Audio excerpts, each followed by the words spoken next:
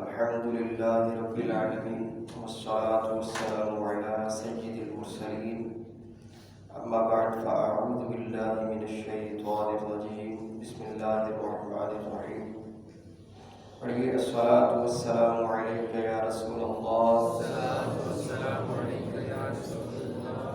وعلى آلك وأصحابك يا حبيب الله الصلاة والسلام عليك يا نبي الله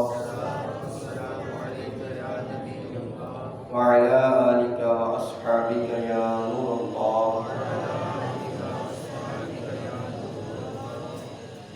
اللہ کریم کا بڑا احسان ہے کہ رب دو جہاں نے ہمیں ایک بار پھر اپنے پیارے گھر کے اندر جمع ہونے کی توفیق عطا فرمائی ہے.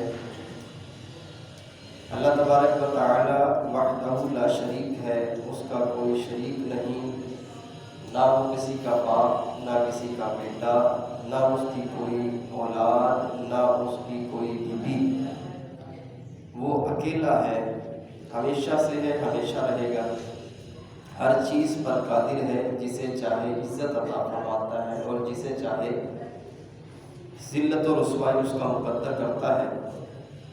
اور بے شمار درود پاک ہوں آقا نامدار مدینے کے تاجدار باذن پروردگار دو عالم کے مالک و مختار احمد مجتبی محمد مصطفیٰ صلی اللہ تعالی علیہ وآلہ وسلم کی ذات پر. حضرت سیدنا عبد الرحمن بن عوف رضی اللہ تعالی عنہ سے روایت ہے، ایک دن نبی پاک اللہ کے آخری نبی محمد عربی صلی اللہ علیہ وسلم اپنے مبارک گھر سے باہر تشریف لائے اور ایک باغ کی طرف چلے گئے، رخ فرمایا. حضرت عبد الرحمن بن عوف رضی اللہ تعالی عنہ بھی نبی پاک علیہ السلام کے پیچھے پیچھے ہو لیے. آپ صلی اللہ علیہ وسلم باغ میں داخل ہوئے، قبلہ شریف کی طرف منہ کیا اور سر سجدے میں رکھ دیا. حضرت عبد الرحمن بن عوف رضی اللہ تعالی عنہ دور کھڑے ہو کر دیکھتے رہے. فرماتے ہیں نبی پاک علیہ السلام نے بہت لمبا سجدہ کیا، یہاں تک کہ مجھے خوف ہونے لگا کہ کہیں حالت سجدہ ہی میں اللہ پاک نے نبی پاک علیہ السلام کی روح قبض نہ فرما لی. یہ خیال آتے ہی میں آگے بڑھا اور بیٹھ گیا. پیارے آقا صلی اللہ علیہ وسلم نے سر مبارک اٹھایا، پوچھا کون ہے؟ میں نے عرض کی حضور عبد الرحمن. فرمایا کیا کام ہے؟ میں نے عرض کی یا رسول اللہ صلی اللہ علیہ وسلم آپ نے اتنا لمبا سجدہ فرمایا، مجھے خوف ہونے لگا کہ کہیں آپ کی حالت سجدہ ہی میں روح نہ قبض فرما لی ہو. نبی پاک علیہ السلام نے جب اپنے عاشق کی یہ گفتگو سنی تو فرمایا کہ میں نے لمبا سجدہ اس لیے کیا ہے کہ میرے پاس جبریل امین آئے اور بتایا یا رسول اللہ صلی اللہ علیہ وسلم اللہ پاک فرماتا ہے کہ اے محبوب صلی اللہ علیہ وسلم جو آپ پر درود پاک پڑھے گا میں اس پر رحمت نازل فرماؤں گا، اور جو آپ پر سلام بھیجے گا میں اس پر سلامتی اتاروں گا. نبی پاک علیہ السلام نے فرمایا کہ میں اس نعمت کا شکر ادا کرنے کے لیے اتنا لمبا سجدہ کر رہا تھا. درود ہم نے پڑھنا ہے، رحمتیں رب نے نازل فرمائی سلام ہم نے بھیجنا ہے، سلامتی اللہ تعالیٰ نے ہم پر نازل فرمانی ہے۔ اور نبی پاک علیہ الصلوۃ والسلام اپنے امتی کو یہ اعزاز ملنے کے سبب لمبا سجدہ فرما رہے ہیں۔ ہمیں چاہیے کہ ہم نبی پاک علیہ الصلوۃ والسلام کی ذات پر زیادہ سے زیادہ کثرت کے ساتھ درود پاک پڑھنے کی عادت بنائیں۔ اللہ پاک ہمیں عمل کی توفیق عطا فرمائے۔ درود پاک پڑھنے کے بے شمار فضائل و برکات آپ سنتے رہتے ہیں وقتاً فوقتاً، بہت ساری برکتیں ہیں، تو کوشش کریں۔ اور کچھ نہیں آتا تو صلی اللہ علیہ وآلہ وسلم پڑھ سکتے ہیں، یہ درود پاک ہے۔ صلی اللہ علیہ محمد صلی اللہ علیہ وسلم درود پاک ہے۔ الصلاۃ والسلام علیک یا رسول اللہ، یہ بھی ایک درود پاک ہے۔ تو جس سے جتنا زیادہ ہو سکتا ہے، جتنا زیادہ سے ہو سکتا ہے، گنے بغیر جتنی اپنے سوچ سمجھ کے مطابق آپ سمجھ سکتے ہیں کہ میں اتنی دیر میں اتنا پڑھ سکتا ہوں، پڑھتے رہیں، شمار نہ کریں۔ جب رب بغیر شمار کے رحمتیں نازل فرمائے تو ہم بھی بغیر شمار کے درود پاک پڑھیں، کوشش کریں۔ بہرحال میں نے آج کے موضوع میں یہ سوچا کہ جیسے کہ آج کل معاشی طور پہ ساری طرف بڑی گہما گہمی اور پریشانی کا معاملہ ہے، تو 3 باتیں میں آپ لوگوں کے سامنے لے کر آیا ہوں۔ ان تینوں پر اگر ہم عمل کرنے والے بن جائیں تو مجھے رب کی رحمت پر 100 نہیں بلکہ کروڑوں فیصد امید ہے کہ اللہ تعالی ہمارے یہ سارے معاملات کو اچھا کر دیں۔ ہم عمل کرنے والے بنے، سب سے پہلی بات یہ ہے، کیونکہ بعض دفعہ ایک شخص کی نیکی سب کو سب کو بچا لیتی ہے، اور بعض دفعہ ایک کا گناہ جو ہوتا ہے نا، گناہ وہ سمجھ نیکی رہا ہوتا ہے اس کو، لیکن ہوتا گناہ ہے، وہ گناہ سب کو ڈبو بھی لیتا ہے۔ تو ہم صرف اس نیت پر کہ دیکھیں مرنا تو سب نے ہی ہے، قبر میں سب نہیں جانا ہے، صرف اس نیت پر کہ میری قبر اچھی ہو جائے، اس نیت پر اگر عمل کرنا شروع کریں گے، اللہ کی رحمت سے امید ہے کہ اللہ تعالیٰ ہمارے معاشی معاملات بھی اچھے کر دے گا۔ تو کوشش کریں کہ ہو سکتا ہے کہ ہمارا پڑھنا، ہمارا کچھ یہ عمل کرنا اللہ کی بارگاہ میں قبول ہو جائے، اور ہمارے گھر کے معاملات، ہمارے پڑوس کے معاملات، ہمارے رشتہ داروں کے معاملات اللہ تعالیٰ اچھے کر دے۔ ایک طویل حدیث پاک ہے، نبی پاک علیہ الصلوۃ والسلام نے بنی اسرائیل کے 3 آدمیوں کی ایک واقعہ بیان فرمایا، بڑا عبرتناک اور سبق آموز واقعہ ہے۔ نبی پاک علیہ الصلوۃ والسلام نے ارشاد فرمایا کہ بنی اسرائیل میں 3 شخص تھے، ایک کو برس کی بیماری تھی۔ برس کیا ہوتا ہے؟ کوڑ کی بیماری جسے کہتے ہیں، جس کے جسم پر سفید سفید دھبے بڑھ جاتے ہیں، برس کی بیماری۔ اور ایک گنجا تھا اور ایک اندھا تھا۔ اللہ تبارک و تعالیٰ نے ایک فرشتہ انسانی صورت کے اندر ان تینوں کے پاس باری باری بھیجا۔ اللہ پاک نے ان کا امتحان لینا چاہا۔ پہلے وہ فرشتہ برس والے کے پاس آیا، جس کو کوڑ کی بیماری تھی، سفید دھبے جس کے جسم پر تھے۔ فرشتے نے پوچھا کہ تیری کس چیز کی خواہش ہے، تو کیا چاہتا ہے؟ اور انسان کی فطرت ہے کہ جو چیز اس کے پاس نہ ہو وہ اس کی طلب کرتا ہے۔ اس نے کہا میں یہ چاہتا ہوں کہ یہ جو میرے سفید دھبے یہ سارے ختم ہو جائیں اور مجھے خوبصورت جلد مل جائے، میری جلد اچھی ہو جائے، میرا رنگ روپ اچھا ہو جائے۔ فرشتے نے اس کے جسم پر ہاتھ پھیرا تو اس کا برس کا جو مرض تھا، بیماری تھی، وہ ختم ہو گئی۔ پھر فرشتے نے پوچھا کہ اور کیا چاہیے، اس کے علاوہ کیا چاہتا ہے؟ اس نے کہا مجھے ایک اونٹ مل جائے۔ فرشتے نے اسے ایک حاملہ اونٹنی دی اور برکت کی دعا دی، اور فرشتہ چلا گیا۔ اللہ پاک نے اس اونٹنی کے اندر اتنی برکت دی کہ اس کے بہت سارے اونٹ ہو گئے، بڑی مال و متاع اس کے پاس آ گیا، دھن دولت اس کے پاس آ گئی۔ پھر فرشتہ گنجے کے پاس آیا اور پوچھا کہ تمہیں کیا چاہیے، تم کیا چاہتے ہو، تمہاری کیا طلب ہے، تمہیں کون سا بال اچھا لگتا ہے؟ اس نے کہا کہ میری طلب یہ ہے کہ اللہ پاک مجھے بال دے دے۔ تو فرشتے نے سر پہ ہاتھ پھیرا تو اللہ تعالیٰ نے اس کو بال دے دیے، خوبصورت بال دے دیے۔ پھر پوچھا کہ اور کیا چاہیے؟ کہنے لگا کہ مجھے گائے دے دے۔ فرشتے نے ایک گائے دے دی اور برکت کی دعا دی۔ اس برکت کی دعا سے اس کو بہت ساری گائے مل گئی، دھن دولت مل گیا۔ پھر فرشتہ اندھے کے پاس آیا، اندھے سے پوچھا کہ تمہیں کیا چاہیے؟ اندھا کہنے لگا کہ مجھے بینائی چاہیے، میری آنکھیں واپس آ جائے تاکہ میں لوگوں کو دیکھ سکوں۔ فرشتے نے اس کی آنکھوں پر ہاتھ پھیرا تو بینائی اس کی واپس آ گئی۔ پھر پوچھا کہ تمہیں اور کیا چاہیے؟ فرشتہ کہنے لگا کہ وہ اندھا کہنے لگا کہ مجھے بکریاں چاہیے۔ فرشتے نے بکریاں دے دی اور برکت کی دعا دی، اس کی بکریاں بہت بڑھ گئی۔ خیر فرشتہ اس کے بعد چلا گیا۔ اب کچھ عرصے کے بعد فرشتہ دوبارہ ان تینوں کے پاس باری باری آیا۔ اب جب پہلے برس والے کے پاس آیا، کوڑ کی جس کو بیماری تھی، فرشتہ انسانی صورت میں کوڑ والی بیماری میں اس کے پاس آیا، خود کوڑ والی بیماری کے اندر اس کے پاس آیا، اور آ کے فرشتہ کہنے لگا کہ مجھے کچھ اللہ کی رضا کے لیے دے دو، ایک اونٹ دے دو، میرا ذات راہ ختم ہو گیا ہے، میرے پاس سواری کے لیے کوئی چیز نہیں ہے، میں واپس جانا چاہتا ہوں، ایک اونٹ دے دو۔ تو وہ کہنے لگا کہ نہیں میرے اتنے خرچے بہت ہیں، میں نے یہ بھی کرنا ہوتا ہے وہ بھی کرنا ہوتا ہے، میں نہیں دے سکتا۔ فرشتے نے جب یہ سنا تو فرشتے نے کہا کہ مجھے ایسا لگتا ہے کہ میں نے تمہیں کہیں دیکھا ہے، اور مجھے ایسا لگتا ہے کہ تم پہلے اسی طرح برس کے مرض میں مبتلا تھے، تمہارے پاس کچھ بھی نہیں تھا، اللہ نے تمہیں سب کچھ دے دیا، اور آج تم اس کی راہ میں دینے سے مکر رہے ہو، ناشکری کر رہے ہو۔ وہ کہنے لگا نہیں یہ میری تو وراثت کا مال ہے، میرے پاس تو میرے آباء و اجداد کی طرف سے مجھے ملا ہے، نہیں یہ میرا کچھ بھی نہیں ایسا ہوا کہ یہ ہوا وہ ہوا، مجھے میں پہلے اس طرح تھا۔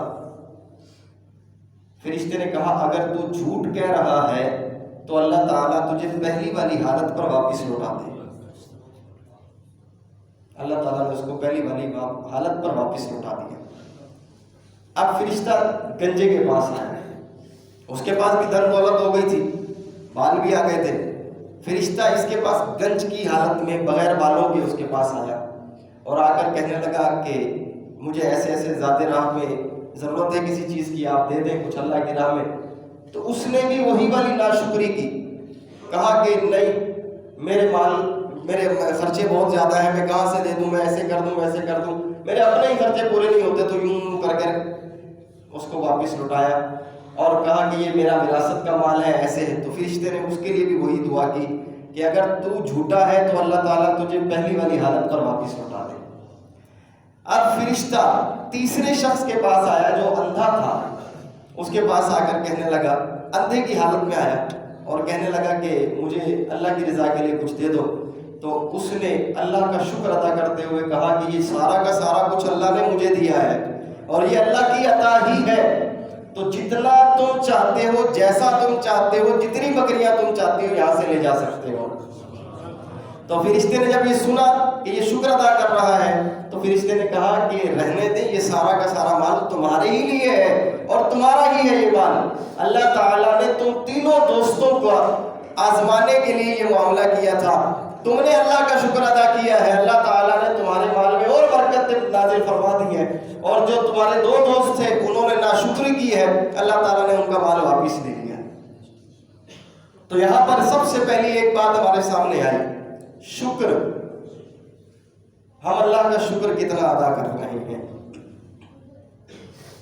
ہمارے پاس ہم شاید سمجھتے ہیں کہ یہ جو بہت ساری دولت ہوتی ہے نا، پیسے، یہ بہت بڑی دولت ہے اور یہ رزق ہے، ہم یہ سمجھ رہے ہوتے ہیں، جبکہ یہ رزق نہیں ہے۔ ہم یہ جو سانس لے رہے ہیں یہ بھی اللہ کا رزق ہے، ہم یہاں بیٹھے ہوئے ہیں اللہ کی عطا سے، یہ بھی اللہ کا رزق ہے، ہم آنکھوں سے دیکھ رہے ہیں یہ بھی اللہ کا رزق ہے، ہم سن رہے ہیں یہ بھی اللہ کا رزق ہے۔ اگر اللہ نے ہمیں چلنے کے لیے پاؤں سلامتی کے ساتھ دیے ہوئے، یہ بھی اللہ کا رزق ہے۔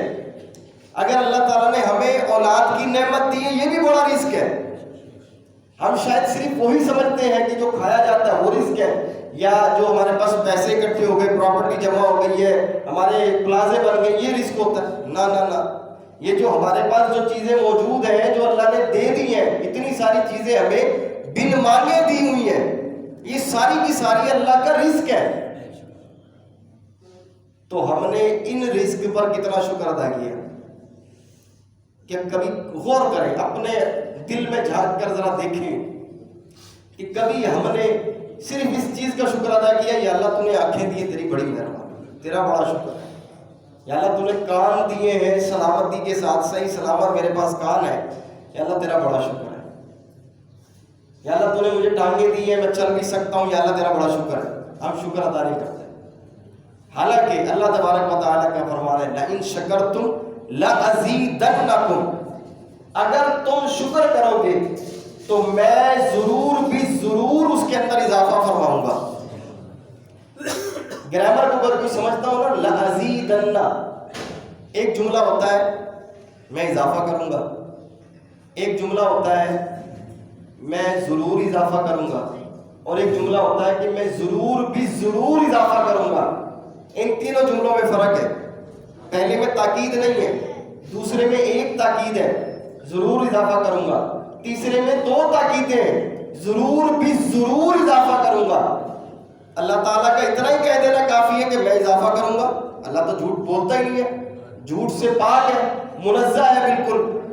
اللہ تعالیٰ عیب والی چیزوں سے منزہ ہے، پاک ہے، بری ہے ان چیزوں سے، وہ ساری چیزیں اس کے لیے محال ہے، ہو ہی نہیں سکتی اس کے لیے۔ تو اللہ کا اتنا ہی کہنا کافی تھا کہ میں اضافہ کروں گا، لیکن اللہ تبارک و تعالیٰ کا دو تاکید لگا کر ارشاد فرمانا کہ میں ضرور بھی ضرور اضافہ کروں گا، تاکہ مومن کے دل میں مزید پختگی آ جائے کہ میں اللہ کا شکر ادا تو کروں۔ ایک کام ہم نے کیا کرنا ہے، شکر ادا کرنا ہے اللہ کا۔ ہم رات کو کھانا کھایا، ہم نے کھایا، اس کے بعد ہم نے شکر ادا کیا کہ نہیں کیا؟ حالانکہ اللہ فرما رہا ہے کہ اگر تم شکر کرو گے میں اضافہ کروں گا، زیادہ کر دوں گا۔ ہم کھانا کھانے کے بعد ایک ہاتھ اٹھا کے اللہ کی بارگاہ میں اتنا تو عرض کر سکتے ہیں یا اللہ تیرا بڑا شکر ہے۔ الحمدللہ کہہ دینا بھی شکر کا ایک طریقہ ہے، دعا پڑھ لینا تو اپنی جگہ پر فضیلت ہے، اس کی اپنی جگہ پر ہے، لیکن شکر ادا کر دینا۔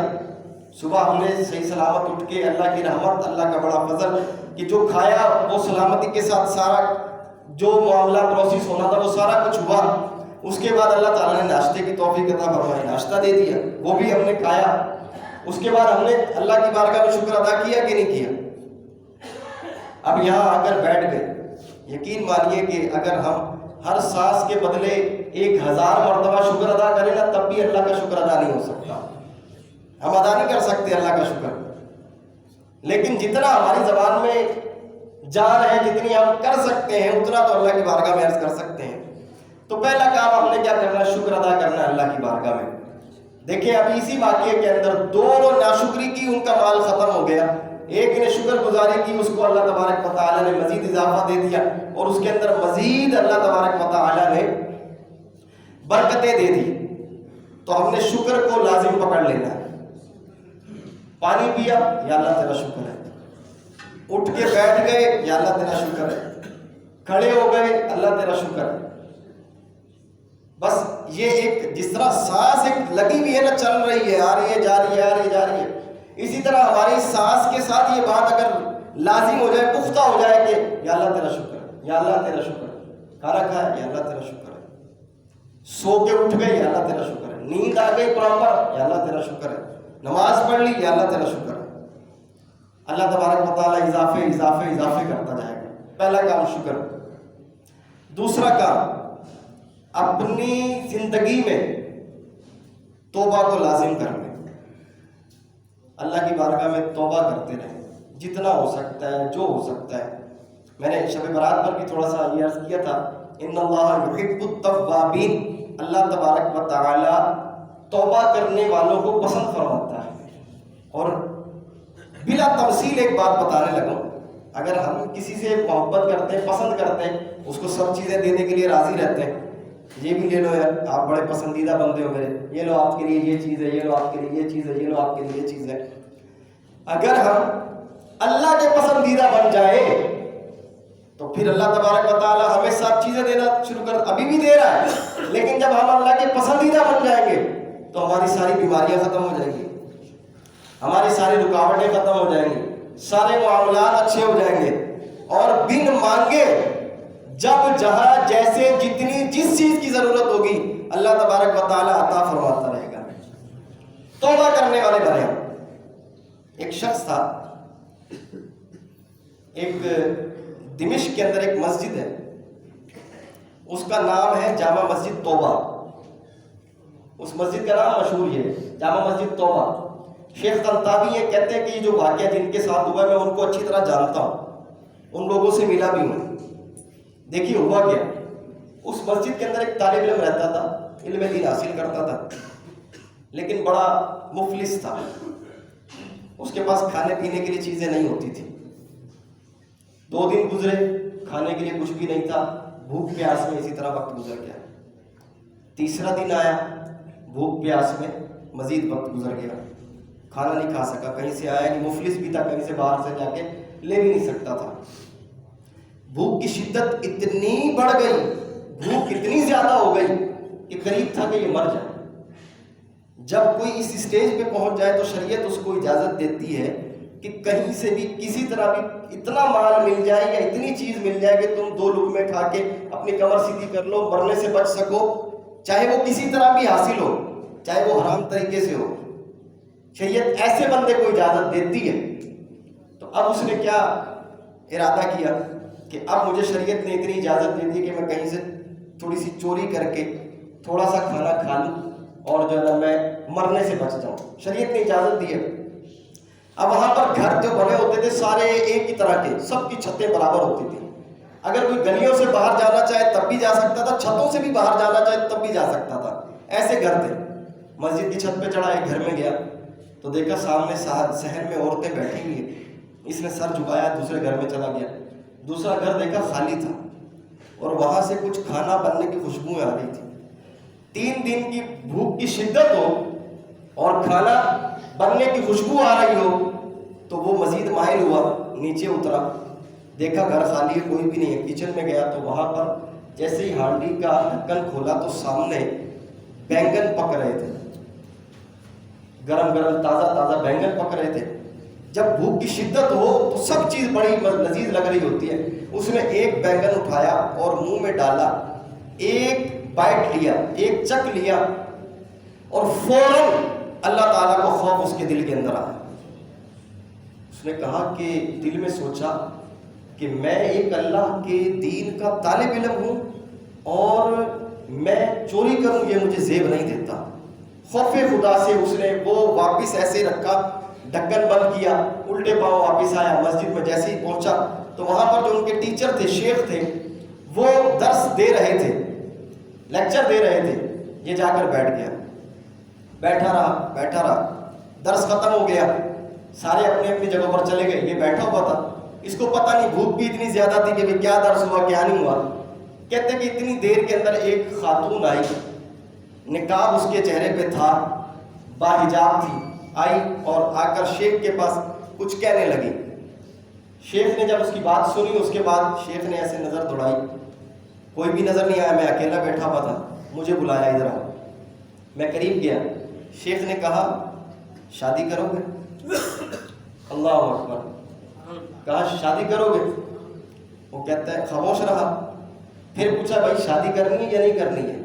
کہتے کرنی تو ہے لیکن میرے لیے اپنی روٹی کے ایک لقمے کے پیسے نہیں ہیں، میں اس کا حق مہر، میں اس کے نان و نفقہ کیسے پورا کروں گا؟ تو شیخ نے فرمایا کہ تم ہاں کرو یا نہ کرو، پہلے یہ بتاؤ. کہا کہ میں ہاں کرتا ہوں، میں شادی کروں گا.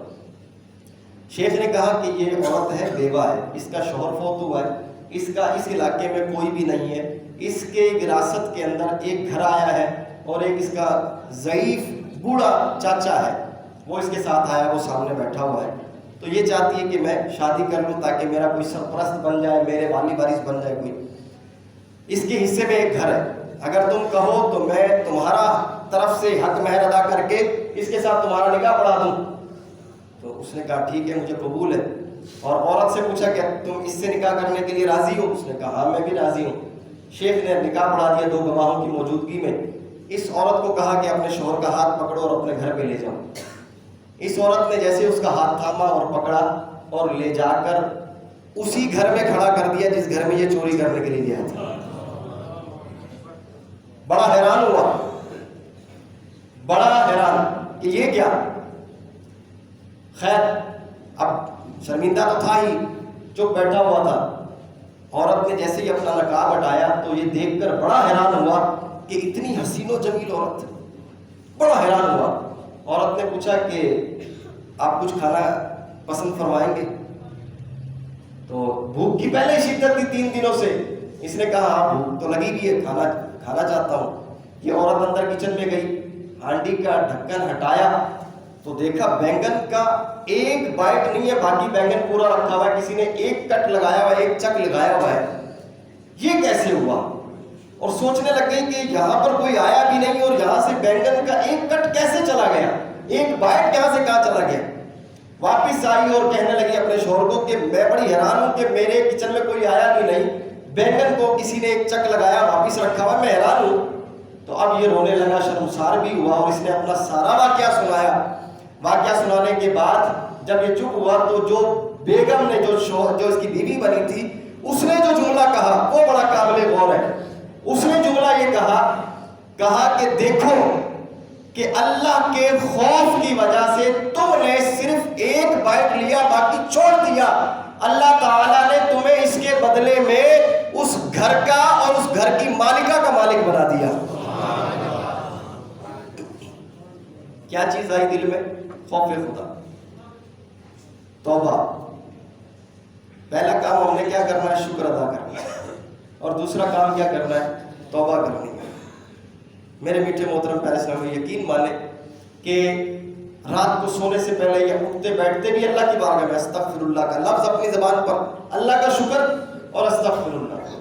حالانکہ یہ استغفر اللہ کے کتنے فضائل میں پہلے بھی بیان کر چکا ہوں کہ ایک قوم ایسی تھی کہ جن کے اوپر بارشیں ختم ہو گئی تھی اور تو کوئی بچے نہیں ہو رہے تھے، بالکل ختم ہو، قحط پڑ گیا تھا، کچھ بھی نہیں تھا۔ ایک ایسی امت گزری، اس وقت کے نبی علیہ السلام نے اپنی امت کو مخاطب کر کے کہا کہ اللہ فرما رہا ہے کہ تم اللہ کی بارگاہ میں توبہ کرو، اللہ تعالیٰ تمہیں بارشیں بھی دے گا، تمہیں بیٹے بھی دے گا، تمہیں اولاد بھی دے گا، تمہارے قحط کو بھی ختم کر دے گا۔ انہوں نے اللہ کی بارگاہ میں توبہ کرنا شروع کی، اللہ تعالیٰ نے بارشیں نازل فرمانا شروع کر دی، بیٹے عطا کیے، اولاد عطا کی، اللہ نے قحط ختم کر دیا، دولت دینا شروع کر دی۔ تو توبہ کو لازم کریں۔ نمبر 1 شکر، نمبر 2 توبہ، یہ 2 کام۔ تیسرا کام جو ہم نے کرنا ہے، میں یہاں پر بیٹھ کے نبی علیہ السلام کے فرمان کے مطابق میں آپ کے سامنے اگر یہ بات کہوں، اور نبی علیہ السلام کا فرمان کبھی بھی جھوٹا نہیں ہو سکتا، 100%، 1000%، کروڑ فیصد سچا اور سچا ہی ہے، سارے سچوں میں سچا ہمارا نبی ہے، تو ان کا فرمان کبھی بھی جھوٹا نہیں ہو سکتا۔ نبی علیہ السلام یہ ارشاد فرماتے ہیں مال دینے سے گھٹتا نہیں ہے۔ میں سچی بات کرتا ہوں، میں ابھی کل بھی ایک حاجی صاحب کے ساتھ کھڑا ہوتا بات کر رہا تھا کہ اگر آج ہم دینے والے بن جائے نا، اللہ تعالیٰ ہمیں دینے والا بنا کے رکھے گا، کبھی بھی ایسے ہاتھ نہیں ہوں گے ہمارے خالی۔ ہم صرف ایک مرتبہ دینا شروع کریں، آپ ایک مرتبہ، ہم شاید یہ سمجھ رہے تو لاکھ دیں گے تو شاید کچھ مزہ آئے گا، نہیں جی، اگر صدقے دل سے 1 روپیہ نکالنے بھی ڈالیں گے نا تو وہاں پہ بھی مزہ آ جائے گا۔ ہمارے یہاں جو وہ دکھاوے والا عنصر ہے نا وہ ختم کرنا پڑے گا۔ تو تیسری چیز کیا ہے؟ اللہ کی بارگاہ میں دینا، صدقہ کرنا۔ آج ہمیں جو چیزیں چاہیے صدقہ سب دے رہا ہے، صدقہ کرنے سے ہمیں وہ سب چیزیں مل رہی ہیں۔ ہمیں لمبی عمر چاہیے، نبی پاک علیہ السلام نے فرمایا صدقہ عمر کو بڑھاتا ہے۔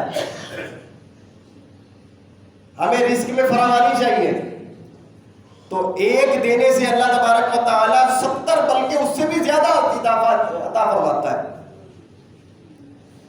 ہم اللہ کی بارگاہ میں دینا شروع کر دیں، اور 2 فرشتے آسمان سے روزانہ صبح نیچے اترتے ہیں۔ ایک یہ دعا کرتا ہے کہ یا اللہ، جس نے اپنی صبح اس انداز میں کی ہے، سخاوت کا اظہار کیا ہے، تو یا اللہ اس کو اور سخی بنا، اس کو نعم البدل عطا فرما۔ اور دوسرا فرشتہ دوسرے شخص کے بارے میں یہ کہتا ہے کہ جس نے کنجوسی کا اظہار کیا ہے، کچھ نہیں دیا ہے، اس کو اس کا بدل عطا فرما۔ تو اب تیسری چیز، میں ویسے ہی ایک آپ کو میں سامنے رکھ رہا ہوں، مہنگائی سب کے سامنے ہی ہے، اس سے بھی ڈبل ٹبل چبل کتنی بھی ہو جائے نا، اگر ہم صدقہ دینے والے بنتے رہے تو یہ ہمیں کچھ بھی نہیں لگے گی انشاءاللہ۔ اللہ تبارک و تعالیٰ نے جب دنیا بنائی ہے نا تو اللہ کو سب پتہ ہے، سب پتہ ہے، جس کی جتنی ضرورت تھی اللہ نے اتنی ہی چیزیں پیدا فرمائی ہیں۔ گندم کی جتنی ضرورت تھی گندم اتنی بنائی، پانی کی جتنی ضرورت تھی پانی اتنا اللہ تعالیٰ نے نازل فرمایا، زمین کی جتنی ضرورت تھی اللہ تعالیٰ نے اتنی زمین نازل فرمائی ہے۔ تو ہم نے پہلا کام شکر، دوسرا کام توبہ، تیسرا کام صدقہ۔ صدقے کو اپنے اوپر ایسا لازم کر لو، ایسا لازم کر لو، ایک جو ابھی تک میں جیسے دینے والا ہاتھ بنائے نا، دینے والا، آپ دے اللہ آپ کو اور دے گا، آپ اور دے اللہ اور دے گا، آپ اور دے اللہ اور دیتا رہے گا، آپ دیتے رہے اللہ تعالیٰ دیتا ہی رہے گا۔ اب ایک مرتبہ دینا تو شروع کریں، ایک مرتبہ صدقے دل کے ساتھ آپ نکال کے دیکھیں صدقہ، آپ دے کر دیکھیں۔ بلکہ میں کہوں اگر کوئی ٹینشن ہو، کسی طرح کی پریشانی ہو، چپکے سے 50-100 روپے جتنے بھی آپ کا دل کرتا ہے، دل جتنے کہتا ہے، کیونکہ دل کی بات اصل ہوتی ہے نا، اخلاص ہے، نکالیں، مسجد کے گلے میں ڈال دیں، کسی غریب کو جو آپ کو مستحق لگتا ہے اس کو چپ کر کے پکڑائیں۔ میں آپ کو 100% گارنٹی دیتا ہوں کہ انشاءاللہ آپ کی وہ پریشانی دور ہو جائے گی۔ جس کے کام رکے ہوئے ایک مرتبہ آپ صدقہ دے کر اس نیت سے کہ یا اللہ یہ کام میرا بنا دے، کام آپ کا بن جائے گا انشاءاللہ۔ آپ ایک مرتبہ دے کر کوشش تو کریں، اتنے ثوابات صدقے کے، اتنی باتیں، اتنے فضائل موجود ہیں۔ دیکھیں یہ تو ہم مسلمان الحمدللہ، ہمارا تو یہ ایمان ہے کہ ہم نے مدرسے میں، مسجد میں یا غریب فقیر کسی محتاج کو دے دیا، یہ دینا معاملات چلتے رہتے ہیں۔ میں ایک فطرتی ایک عمل ہے کہ دوسرے کی بات بتائے نا تو پھر زیادہ وہ اٹریکٹ ہوتے ہیں، ہمیں اثر پڑتا ہے۔ جو غیر مسلم لوگ ہیں نا وہ بھی اس چیز کو سمجھتے ہیں کہ ہم اپنے نکالتے رہیں نا، لوگوں کو دیتے رہیں، دیتے رہیں، دیتے رہیں، دیتے رہیں تو ہمیں اور ملتا رہے گا۔ میں بڑے بڑے ٹاپ 10 کے بڑے بڑے جو امیر و کبیر قسم کے لوگ ہیں ان کے ناموں کے ساتھ ان کو جانتا ہوں کہ وہ کیا کیا عمل کرتے ہیں۔ وہ اتنا لٹا رہے ہوتے ہیں، اتنا دے رہے ہوتے ہیں، اتنا بانٹ رہے ہوتے ہیں۔ وہ ان کا آخر میں جملہ یہی ہوتا ہے کہ ہم یہ دے رہے ہیں اسی وجہ سے ہمیں مل رہا ہے۔ ہم ان کو تقلید نہیں بناتے، ہم ان کی پیروی نہیں کرتے، لیکن ایک اثر پڑتا ہے کہ یہ دیکھو وہ لوگ بھی جب کر رہے ہیں تو ہم تو ہیں مسلمان، ہمارے پاس تو مسجد بھی موجود ہے، ہمارے پاس مدرسے موجود ہے، ہمارے پاس ہمارے ارد گرد میں کتنے پڑوس والے ایسے موجود ہیں، اور ہم دے بھی کس میں سے رہے جو اللہ نے دیا ہے۔ اور اللہ تعالیٰ ہمیں دے کر ہمارے ہی مال کو پاک بھی کر رہا ہے۔ ٹائم پورا ہو گیا ہے تو اپنے ذہن میں 3 باتیں آپ نے بٹھانی ہیں۔ نمبر 1 شکر کرنا ہے، نمبر 2 توبہ کرنی ہے، نمبر 3 اللہ کی راہ میں صدقہ دینا ہے۔ کوشش کریں، ضرور بھی ضرور دیں۔ اب یہ آپ کے سامنے مدرسہ بالکل آخری مراحل کے اندر ہے، اور یقین مانیں کہ ہماری نیت یہ ہے کہ انشاءاللہ عز و جل یہ عید سے پہلے اس کو کمپلیٹ کر کے رمضان کے اندر ہی اس کی اوپننگ کریں۔ نیت ہماری ہے یہ انشاءاللہ۔ یہ جس طرح ابھی یہاں تک کھڑا ہوا یہ آپ کی سب کے تعاون کے صدقے ہوا ہے، ابھی بھی آپ کا تعاون مزید چاہیے ہمیں، کم و بیش بھی 1 کروڑ سے اوپر ابھی خرچہ ہمارا باقی ہے، جو ہم نے بھی فنیشنگ وغیرہ، دیگر مزدوری وغیرہ، یہ ساری چیزیں دینی دلانی ہے۔ تو میں آپ سب سے اس چیز کی درخواست بھی کروں گا کہ آپ نے جو صدقہ، زکوٰۃ، فطرہ وغیرہ جو کچھ دینا ہے وہ آپ یہاں پر بھی دیں، اور آپ کی اپنی دعوت اسلامی اس کو بھی دیں۔ آپ نے ایک حساب لگوایا تھا، جی میں اسی کو کہنے لگا تھا۔ جی آپ کہیں، آپ کیا؟ اگر ہم پر اسکوائر فٹ ابھی اس وقت جی 5400 اسکوائر فٹ ہے جگہ، یہ نیچے سے اوپر تک، اور اگر 1 اسکوائر فٹ کی جگہ لگائیں جو ہمارا خرچہ ہے اس کی فینشنگ کا وہ تقریباً 2000 روپے پہ رات کو ہماری اسسمنٹ ڈگری ہے، 5400 روپے 2000 کر دیں ہمارے پاس اس فینشنگ کا خرچہ۔ اگر یہ ہم اپنے ہدف پہ پہنچتے ہیں تو یہ 6 شوال کو عید کے 5ویں دن یا 6ویں دن کے شروع کر سکتے ہیں انشاءاللہ، ورنہ نہیں تو 1 مہینے کے تعطل کا شکار ہو جائے گا۔ اللہ تو اس میں یہ ساتھ ہے ہمارے انشاءاللہ، یہ تعطل کا شکار ہونے نہیں دیں گے انشاءاللہ۔ انشاءاللہ سب سے پہلے میرا اعلان جو میں اپنے والد صاحب کے لیے ماشاءاللہ 100 اسکوائر فٹ کا انشاءاللہ میں ماشاءاللہ 100 اسکوائر فٹ کا، بلکہ میں آپ سارے ہاتھ اٹھائیں، دعا کرتے ہیں انشاءاللہ یا اللہ عز و جل کہ جو اسلامی بھائی 1 اسکوائر فٹ کے پیسے بھی اپنے ایک فرد کی طرف سے یا اپنے گھر کے ہر فرد کی طرف سے اتنے اسکوائر فٹ کے پیسے دے، 2000 روپے ایک اسکوائر فٹ کے ہیں، اس کو یا اللہ عز و جل مرنے سے پہلے نبی پاک علیہ الصلوۃ والسلام کا دیدار نصیب فرما۔ آمین۔ یا اللہ عز و جل اس کو مرنے سے پہلے نبی پاک علیہ الصلوۃ والسلام کا روزہ بھی دکھا دے۔ آمین۔ یا اللہ اس کی بے حساب بخشش و مغفرت فرما۔ اللہم آمین۔ آمین بجاہ النبی الامین۔ دیکھیں 2000 روپے زیادہ نہیں ہے، آج کل 2000 روپے آپ کے سامنے ہی ہے، 2000 تو سبھی دے سکتے ہیں جتنے سن رہے ہیں اوپر بیٹھے۔ ہمیں یہ بتائیں کہ یہ مدرسے کا 2000 اسکوائر فٹ کا جی یہ دیکھیے اس کی ٹوٹل فنشنگ کے اوپر ہے، یہ میں آپ کو کلیئر کر رہا ہوں، اس کا جتنا کام باقی ہے 2000 اسکوائر فٹ، ہمیں مختص نہ کرے کہ یہ میرا کام اسی کام کرنا چاہیے، وہ پورا ہم نے مجموعہ لگایا ہوا ہے۔ جی جملہ اخراجات کے ساتھ آپ نے دینا ہے کہ مدرسے کے جو بھی معاملات باقی بچتے ہیں ان کے لیے 2000 روپے سب دے سکتے ہیں۔ اور میں ایک اور دعا کرتا ہوں، یا اللہ عز و جل جو 2000 روپے دے رہا ہے اس کو ایک کے بدلے میں 1 لاکھ عطا فرما۔ آمین۔ آمین بجاہ النبی الامین صلی اللہ علیہ وسلم۔ جو ابھی لایا ہے وہ